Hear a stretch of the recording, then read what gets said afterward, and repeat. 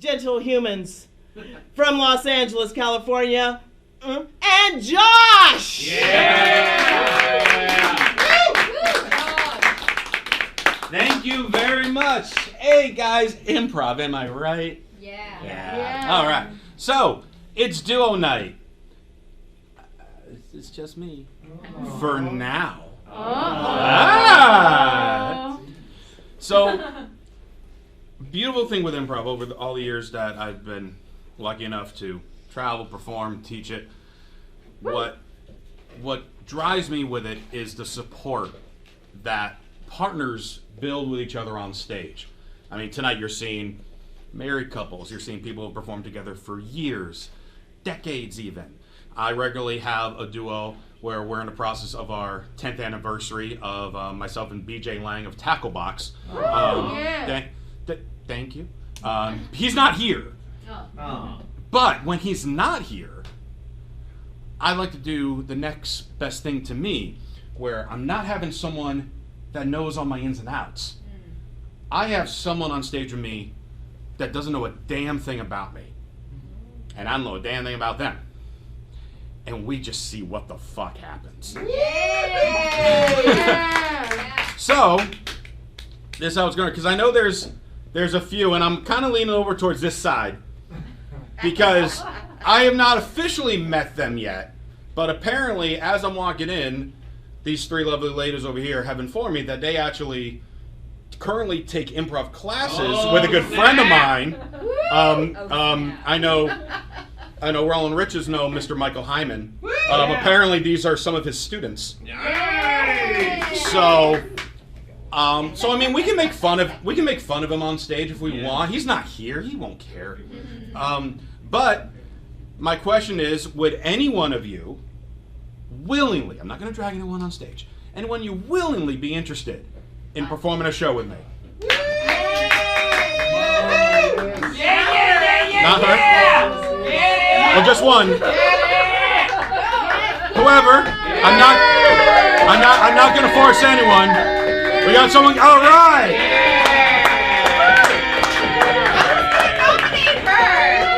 It's best when you try to nominate someone else. Yeah. What is your name? Cathy. Kathy. Give it up for Kathy, everybody. So tonight is going to be Kathy and Josh. But before we start, have a seat. Okay. We're gonna chat for a couple minutes. All right. Because we've just met. We just met outside. You took my picture. I took a photo with you guys to text to Michael Hyman because none of you have your teacher's phone number, which might be a smart thing by him. I don't know. I'm not a teacher. I don't know how that whole educational thing works. But so how long have you been taking classes? With him? Sure. Just like almost 5 weeks. Okay, 5 weeks. Yes. And is this your first improv class you've ever taken, or have you done it prior? Not really, because I used to act ages ago in my first incarnation out here. So but I never really did comedy improv, but just kind of improv with. Got it. Do you know what I mean? Yeah. Okay. Yeah. So this is like kind of your first taste of doing some comedy with improv. Yeah. Interesting. Just so you know, I'm not at all funny though. Okay. So it's going to be a very serious show. Okay. As you can tell already. I can go there. Perfect. Okay. So, what made you decide to try to, take it again, like to get back in it? Do you want to know why? I would love. But I think we all want to know why. All right. Right? Yeah. All right. I loved acting. Okay. For theater. Okay. I could never, really make it in, I did get SAG health insurance 1 year because I worked in alphabet. That is one more than I've ever had. So, and then I became a writer to support myself. And then for years, decades, I got out of the business. I was an animation writer. Yeah. And cartoons. Yeah. And then I know what animation is. Yeah. So then, you have to do that. So then I raised a daughter. Okay. And got out of doing anything except taking care of her and the dogs and the garden and all that kind of stuff. And so I wanted to get back into writing, and I had promised my dad, who's gone, that I would tell our story. And we had a Dad, I'm from Texas. Okay. And Dad was the second man in Texas to get custody of his children. Wow. And which was pretty insane. Yeah. Yeah. So it was a 4-year-long crazy story, divorce story between my parents, and this is the serious part. I like But it. this is awesome. And so anyway, I had promised my dad that I would tell the story one day because I was the writer of the family. That's beautiful. But I had to wait until my aunt died. Do you know?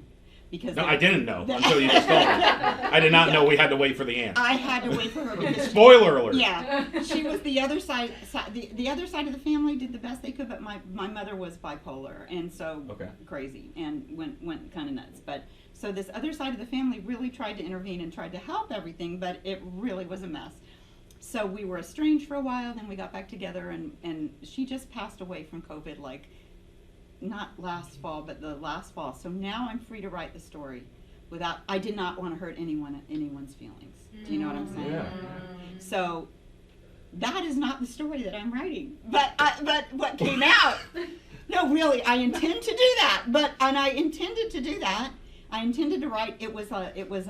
It's almost an episodic story of that because we were kidnapped by my mother. My dad rescued us, and so it was going to be that story, that episodic story.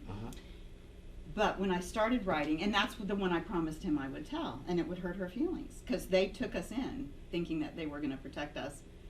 Anyway, but so what I ended up writing, what came out, because when you're writing, you really don't know what's going to come out. You have an idea, you have a germ, and then it takes you all, and it's like a river. I was just thinking about that, and you have to follow that, right? Yeah.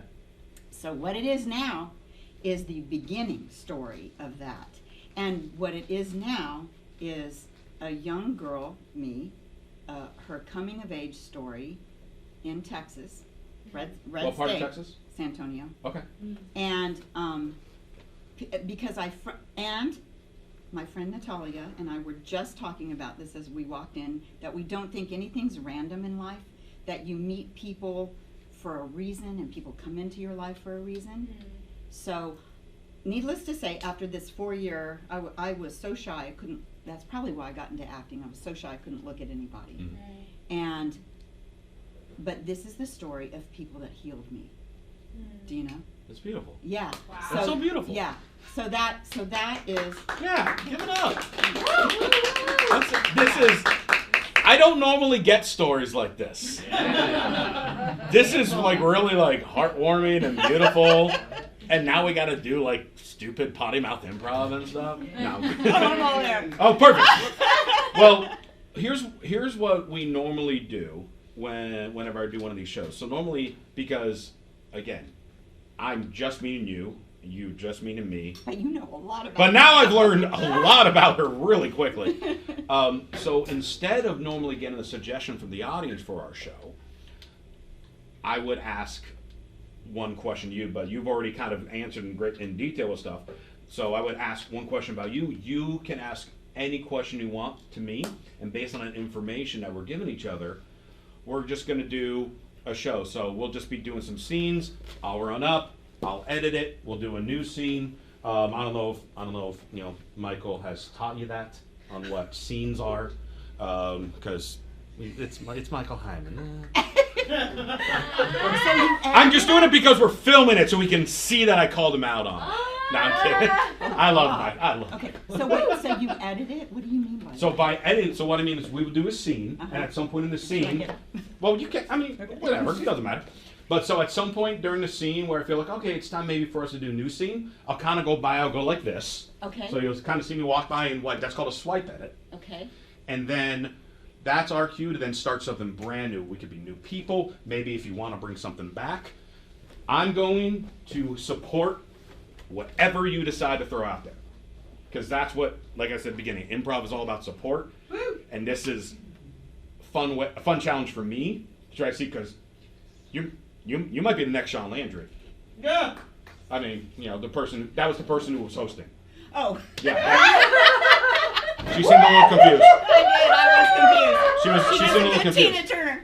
Yeah, you might be that Tina Turner tribute artist. And, That's how to take a person down a notch. right? But so you have now told me a lot of stuff about you. Give me any question. That's why I took the class. And that's why you took the class. So that I could feel a little bit comfortable and take risks. Love Again. it. And look at you're taking a risk right now. Like, wow. There's a risk right here, right? That's great. So what would you like to know about me? You chose me. I wasn't. You volunteered. Well, I did not pull you up there. Yeah. You Okay. didn't go, you did. So any question that you would like to know about me, so then you might get some ideas from that maybe when it comes to any scenes. Okay. What would you like to know about me? Well, I'd like to know, are you from here and what brought you out here? Okay. So I am born and raised in Massachusetts. Oh, I love Massachusetts. Yeah, it's good in October and November. That's about it. And September. But I was born and raised out there, second of 4 kids. Parents still live out there. My 2 sisters still live out there, and oddly enough, me and my brother have both moved out west. But I started out there. Where? In a very small town called Longmeadow. It's about 10 minutes from Springfield, Mass. So I grew up 10 minutes from the Basketball Hall of Fame, and went to college at the University of Akron, aka LeBron Jamestown, and I was excelling in school in music. So I was always in performing, and I was pushing to music, specifically percussion. Oh, percussion. Yeah, drums. I hit stuff. Okay. And so I went and got my bachelor's degree in that. Yeah. And I knew from the second that I went to college in Ohio that I wanted to go to California. I just knew, like, I want to be out here, ideally as a performer of some kind. I've always been interested in acting, but never had any actual, like, training or things like that. But I'm just, like, eventually try to get my way out here. So my parents were not for that at all. They were thinking, once you're done with college, you're coming back to Massachusetts. Did you know anyone in California? Not a soul. Did not know anyone. So I was trying to think, what is the only way that I could actually convince my parents to allow me to go to California? Well, it was to go to grad school. Oh. So I decided, I'm like, you know what, I'm going to get my master's in music. And I was looking at different schools as far as the percussion program out here, and Cal Arts, the California Institute of the Arts. I don't know if anyone's familiar with that school, but at the time, at least when I was, the music department, very laid back, as is an understatement. And I'm just like, oh my God, this could be really easy. And if I get in, that will be a way that I can tell my parents, hey, I got to move to California for school. So I only applied to that one school. That was the only school. So I'm like, I'm either going there or I'm moving back to Massachusetts.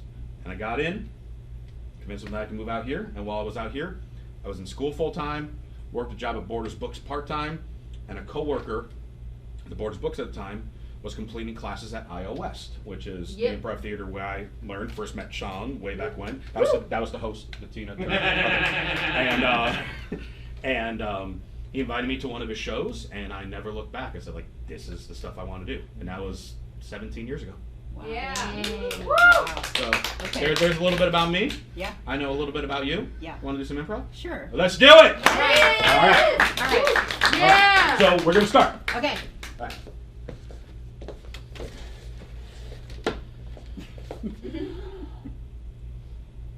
She's finally dead.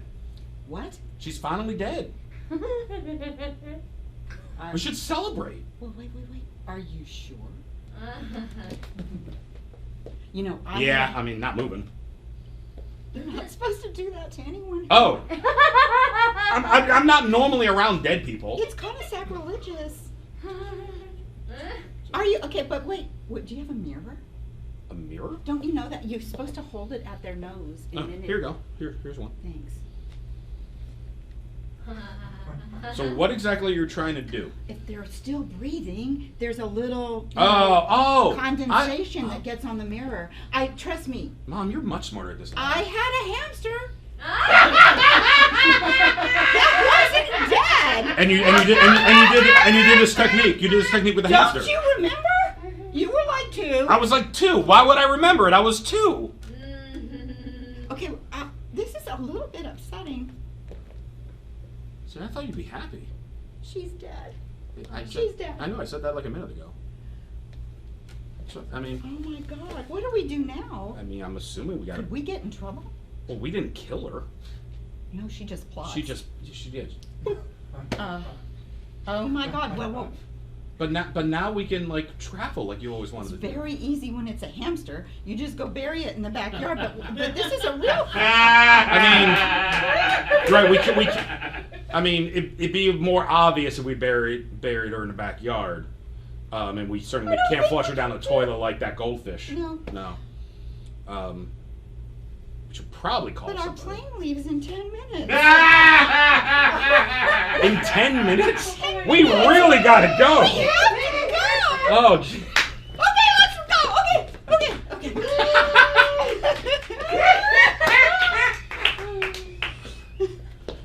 Come on in. Okay. So you ready to audition? Yes. Okay. Slate your name. Annabelle Mayberry. I'm right here. Oh, I'm sorry. I'm sorry. I'm really nervous. I can tell. I've never. This is off Broadway. I know, but it's This is the big time. So you gotta be ready. I know. They told me to expect this. Okay. Good. I'm Annabelle. Okay. Annabelle. Am I supposed to smile though? Because no one ever told me that. I'm Annabelle Mayberry. Your role is for the Wicked Witch.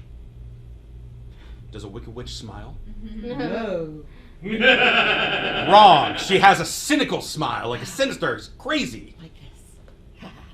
That's more sensual. Cynical. We want cynical. Didn't learn this. It's really kind of scary. Do you have any props? Could a hat might help me, or a cape. I'll give you a minute. I'm getting in character. Uh-huh. Oh, it's easier when I Whoa. don't look at you. Whoa, that was brilliant. Whatever that was brilliant. Did you like that? Put that back on. You're much better with that. God damn it! No, I've been working without using a cape. I have to have But no, the fabric. laugh, like do the laugh now. See, with the cape, with that on, you sound like a witch. Yeah, I know. And right now you don't. I need fabric. I just We might be onto something though. really. What if I were to tell you that we have the top fabric designer in off Broadway for this production? That would get me very excited. I would like that very much. I can't tell you. I'm gonna have you meet with her immediately. All right. Okay. All right. So you need some fabric, yes? Yes, I Okay. do. And I'm playing the witch. It's against Yes, type. a very important role. Oh my God! And it's a totally against type. Look at me. I know you do not seem the witch type. I am not. But something happens when the fabric What? happens. Let, It's fabric magic. let's try this one. Let's try. That worked. First thing, you're brilliant.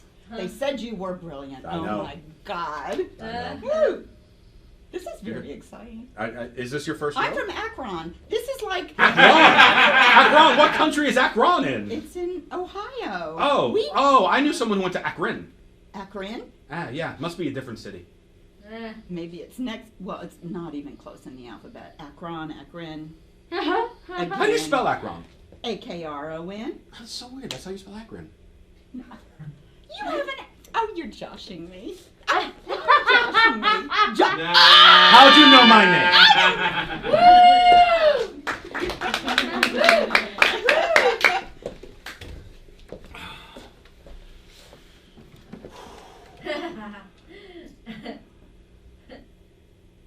Finish reading your book.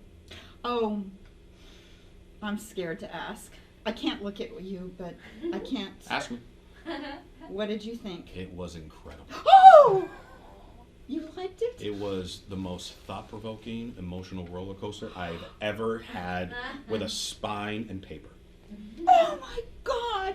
Thank you so much. I have worked 23 years on that book, you know, and it's taken everything out of me, and for you to say that to me. I mean, I am the local librarian. Oh my God! So You've read every single book in the world. I've read every book in this place. And the world. I admire you so much. I'm quite the book connoisseur. Oh my God! Thank you. Thank you, thank you, thank you. I'm thank right here. you. Well, I don't know where you Thank look. you. Okay. Yeah. Thank you, thank you. Well, I'm thinking of all the children. Should we have a reading hour? Should I forgot that we were supposed to do a live read. They're all just sitting here waiting. Come on! We've been sitting here forever! I know. Why is he not reading? I know. Well, I'll read. You want will? me to? Yes. Okay, can you Let read me it? just get my cape. Okay. Wait 1 second. Your cape? You got a cape? I have. Wow, guys, this is really cool. She's gonna wear a cape. It's pretend. I don't know what that word means. Pretend is what it's all about. Okay, so pretend that I'm the Queen of England, and I've invited you to tea. Do you know what that is? It sounds really fancy. It is. You first. There's corgis. Do you know what corgis are? You have to have the corgis. Are those cute little dogs? Oh, little dogs! From Corgiville Fair. You remember that book? Did your mother read you that book? I'm 4. She could read that to you. It's appropriate. Okay. And it's English. and I'm the queen. So there's like 4, pretend. Yes, Your Majesty. This is what we're doing. Pretend. There's 4 little corgis. Okay.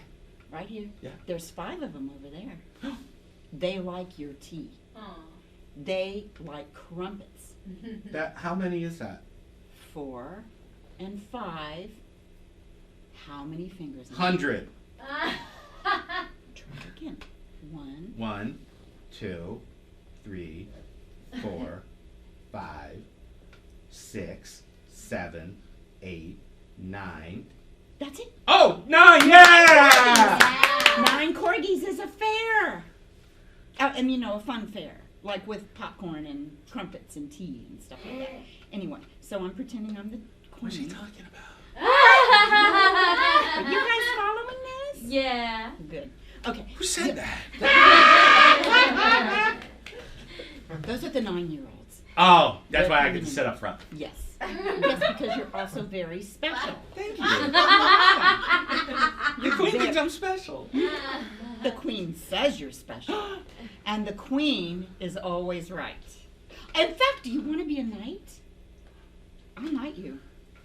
Okay, just pretend. Does that mean I go to bed? No. Then you can fight dragons. Oh, because nighttime usually means Mom puts me to bed. Not anymore. If I get this sword, like here's my sword, I'm going to knight you.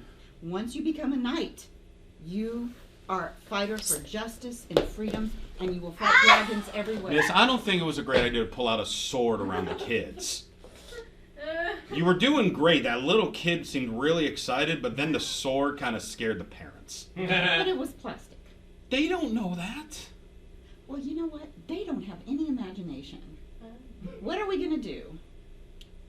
I mean, you were doing great getting ready to read the story. Let's do a reading for the parents.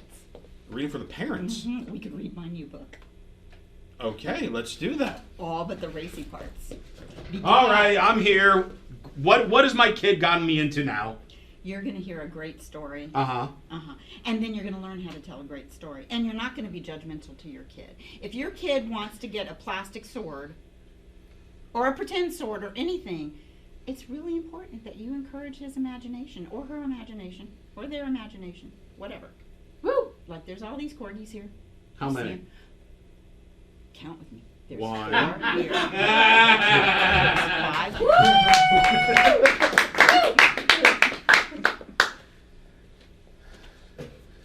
All right, Mom. They took care of the body. Oh, God. No, it's a good thing. Do you think we still can make the plane? Well, not at this point. I mean, that took like 9 minutes. I know So we it's- only have 1 minute till our flight now. All right. Well, We could try to reschedule. It's Southwest. They're easy with that. yeah, they're not bad. No. They're not bad. No. But shouldn't we stay for the funeral? Aren't there arrangements to be made? I mean, Wow. she was your grandmother. I know, and she was your mom, but you She was. you would tell me, like whenever you would like tuck me in at night, you'd be like, "Good night, sleep tight. I hope my mom dies soon." And Yeah, she was so horrible. right. when So I'm wondering why. Remember when she read those horrible stories to you? That Yeah, really like scared you she and threw you a couldn't sword at sleep? me when I was 4 years old at the I library. know, she was vicious. Yeah. So, hey, maybe we don't have to do a funeral. That's what I'm saying. I But feel what- like you, like, all of a sudden seem to care for someone that you've always said that you didn't. Well, I like. feel like it's, what the world expects of us, I guess. But hell, who cares, Yeah. right? She was mean. She was. Okay. I never got a birthday present from her. No. Dang. And she plotzed. And it was not your doing. She or did my what doing. now? She plotzed. She just Plots? plotzed there right on, which means died. Right. That's Yiddish. I mean, I don't That blame her is. for dying. Yeah, no. Just That right just here. kind of happens. Yeah. Okay. All right. So let's not have a funeral. Okay. But what if her ghost comes back to haunt us? That's the only thing that really scares me. I know you don't believe in them. But Mom, I have a thought. Yeah, I have a thought. yeah, You're talking about travel on vacation. yeah. What if we just leave and go there for good? The ghosts won't follow us. Well, they can. That's the thing. But you know what? Yes! Give it up for Cathy! Take a bow, take a bow!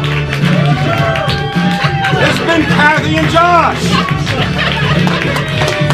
My pleasure.